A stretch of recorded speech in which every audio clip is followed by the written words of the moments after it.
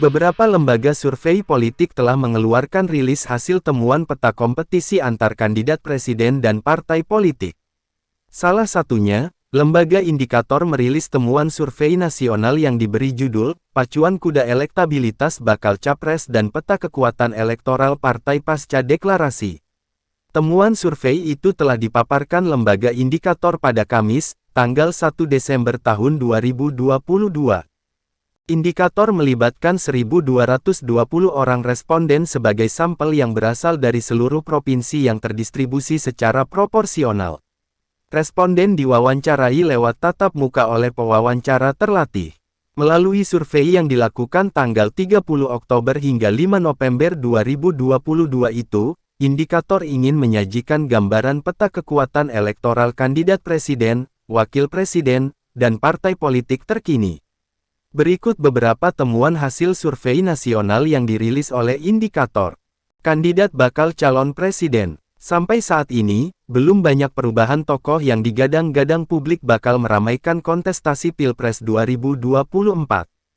Beberapa kandidat yang selalu menduduki posisi atas adalah Anies Baswedan, Ganjar Pranowo, dan Prabowo Subianto. Tokoh lain seperti Ridwan Kamil, Agus Harimurti Yudhoyono, Sandiaga Uno, Khofifah Indar Parawansa, Puan Maharani, dan Erick Thohir juga disebut responden namun memiliki elektabilitas yang cukup jauh tertinggal dibanding ketiga nama yang menduduki tiga teratas. Indikator menggunakan tiga pendekatan untuk mengukur seberapa besar masing-masing calon mendapat dukungan publik.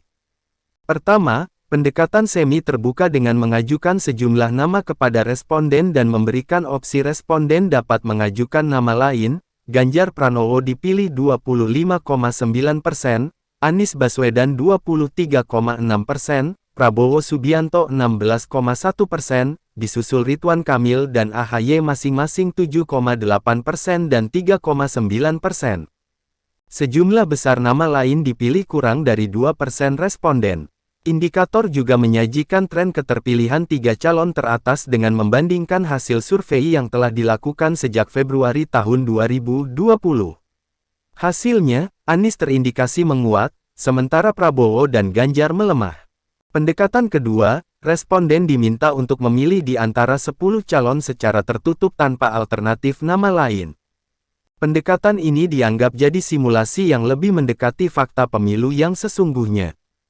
Hasilnya, Ganjar masih berada di urutan pertama dipilih 27,2% responden, Anies Baswedan menyusul di urutan kedua 23,9%, Prabowo 17,8%, dan selebihnya responden memilih nama lain yang tersedia dengan jumlah yang terpaut jauh dengan tiga nama sebelumnya.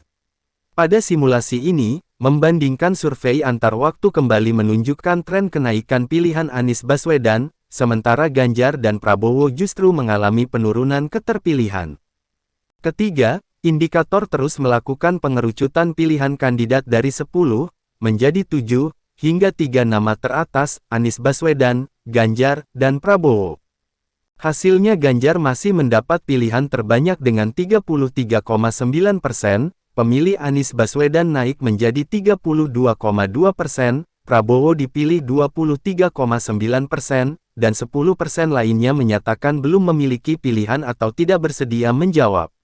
Membandingkan tren keterpilihan, kembali Anies Baswedan menunjukkan makin banyak dipilih, sementara Ganjar mengalami penurunan, dan Prabowo juga menurun lebih tajam. Indikator menyimpulkan, bahwa dengan pendekatan pengerucutan akan diketahui kekuatan kandidat tertentu dalam menarik suara dari kandidat lain, atau pergeseran pilihan jika calon yang dipilih sebelumnya tidak diusung sebagai capres. Bila dicermati selisih pilihan responden antara Anies Baswedan dan Ganjar yang semakin mengecil ketika dilakukan pengerucutan, sepertinya Anies Baswedan menjadi alternatif pilihan yang lebih disukai responden untuk menjadi calon presiden 2024.